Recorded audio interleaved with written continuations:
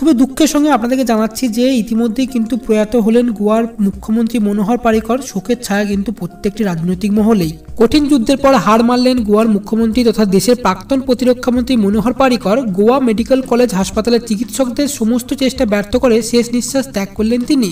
বয়স হয়েছিল 63 বছর। দীর্ঘদিন ধরে অগ্নাশয়ের ক্যান্সারে ভুগছিলেন পারিকর। বিদেশ গিয়েও চিকিৎসা হয়েছিল তার।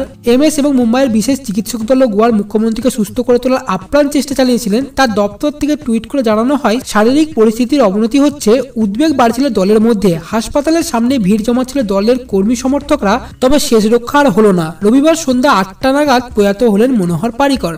এবং এর সাথেই আপনাদেরকে জানিয়ে রাখবো 2010 সালে গোয়ার মুখ্যমন্ত্রী হিসেবে নির্বাচিত হয়েছিলেন এই বিজেপি নেতা। এবং আমরা প্রত্যেকেই তার আত্মার শান্তি কামনা করি। যদি চ্যানেলে নতুন হয়ে থাকেন তো অবশ্যই চ্যানেলটিকে সাবস্ক্রাইব করে নেবেন। আজকে ভিডিওটিকে অবশ্যই লাইক করে দেবেন। ভিডিওটিকে অবশ্যই সকলের সাথে শেয়ার করে দেবেন।